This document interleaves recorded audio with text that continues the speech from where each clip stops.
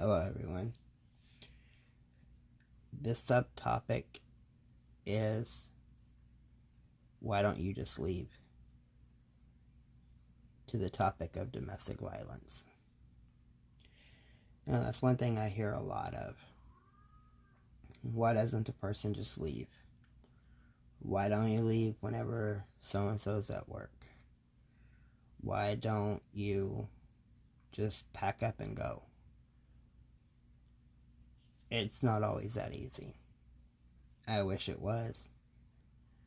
Because then all this advocating to stand against domestic violence would be so much easier if all I had to do was simply say, why don't you leave? And then poof, they leave and, they get to live a happy life. If only it was that easy. So there are 50 obstacles. Well, there's probably a lot more. My research stopped at 50. But some of these, I don't know, some of these are just more real when you've been in the situation or you've seen the situation firsthand. But one of the reasons that somebody doesn't leave is because they don't have an advocate. They don't know about this channel. They don't know about other organizations out there. They don't have that friend that's just there to cheer them on and keep them from feeling discouraged or hopeless. They just don't have it. They're truly alone. They have nowhere else to go. Another reason is the batterer. The batterer could be wealthy, famous, powerful in the community. Could be a preacher. Could be the bartender. Could be a local school teacher, the principal, city council member. It could be the owner of a plumbing company that everybody just calls out because they're so popular. But they have a lot of pull in the community, or they have enough money that they can hire private counselors and lawyers and, put pressure on decision makers and not let that protective order go through, not let that divorce get filed. They win the custody of the children. And sometimes the person just believes the threats. The victim believes the batterer's threats to kill them and the children if they attempt to leave. They worry about anything that has been threatened to them over years of abuse. And sometimes the victim believes that it is in the children's best interest to have both parents in the home, especially if the abuser doesn't physically abuse the children. A lot of times they don't realize that just seeing the abuse is abuse. And sometimes the children put pressure, independently or by the abuser's influence, on the abused parents to stay with their partner. Sometimes it is culture and race. Because of the differences in race or culture, the victim worries about being treated unequally by the justice system if they come forward, or believe stereotypes about acceptable actions in their own culture. And then there are the victims that are in denial about the danger, and instead they are left believing that if they could be better partners, the abuse would stop. Sometimes the victim is disabled or physically challenged and face obstacles in gaining access to court and social services, and may be isolated from basic info about resources. Sometimes it's an elderly victim, and they may hold traditional beliefs about marriage and believe that they must stay or are dependent on the batterer for care, even in the face of physical abuse.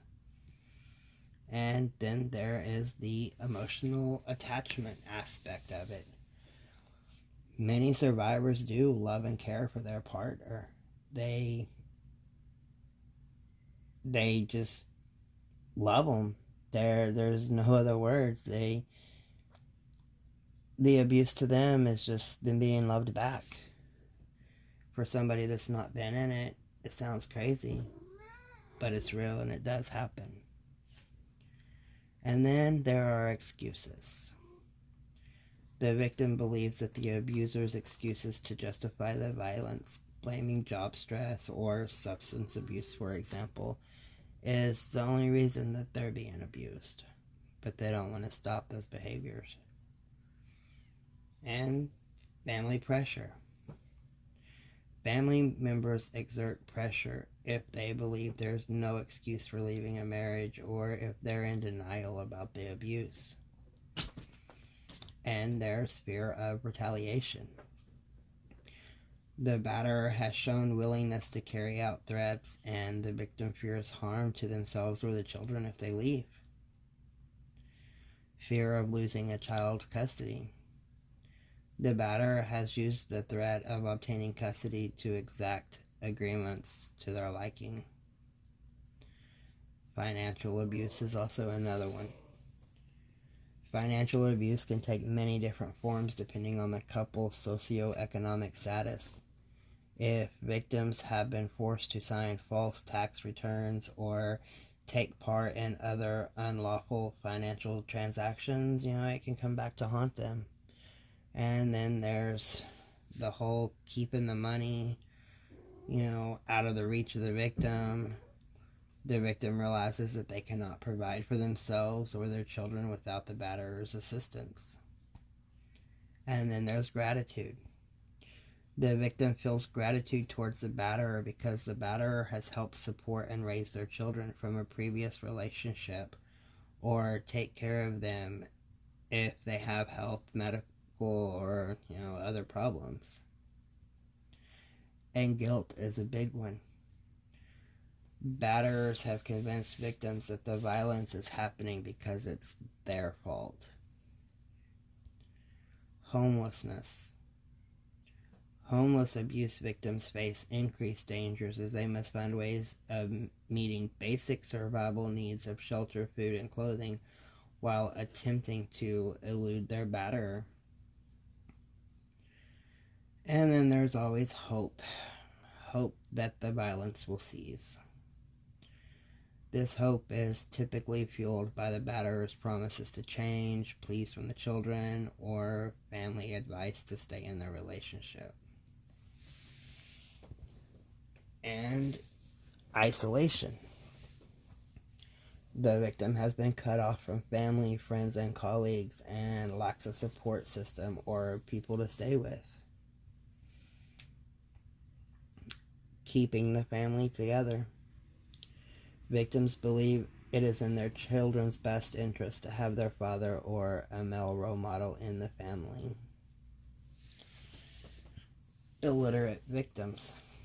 Illiterate victims may be forced to rely on the literate batterer every day just for survival. Incarcerated or newly released abuse victims.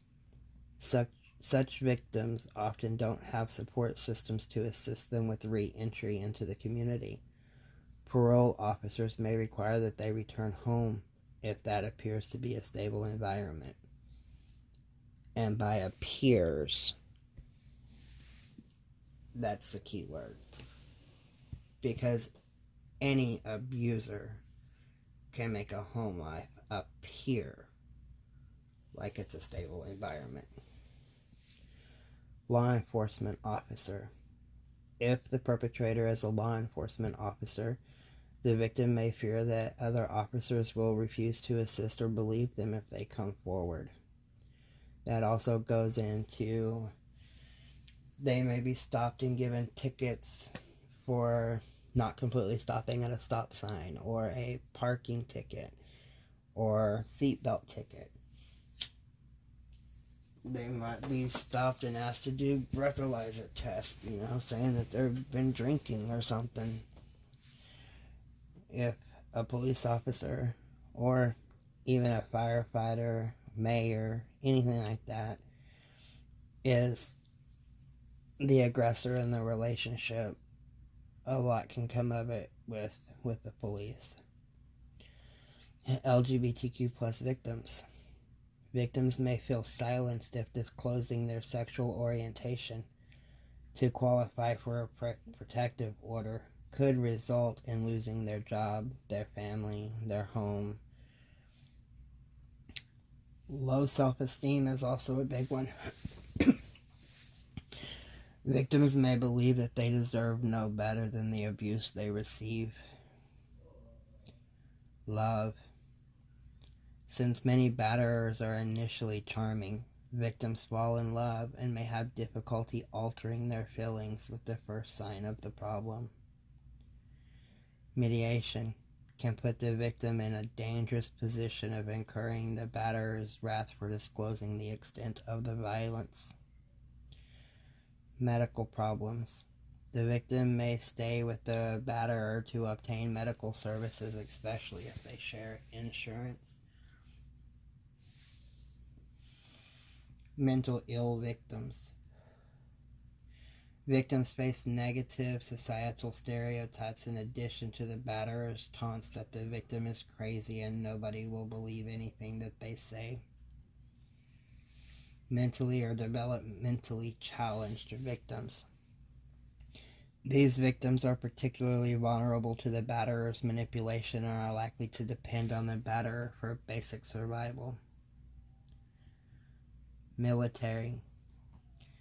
If the victim or the perpetrator is in the military, an effective investigation is largely dependent on the commander's response.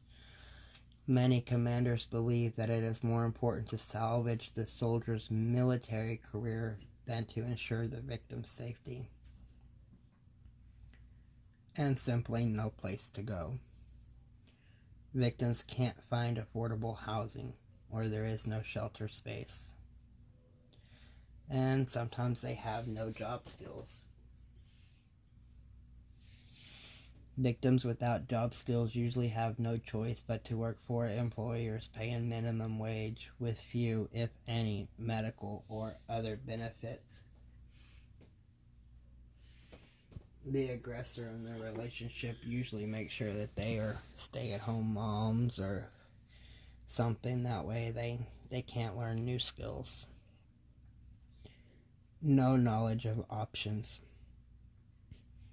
Victims without knowledge of the options and resources logically assume that none exist. And sometimes the victim has a past criminal record.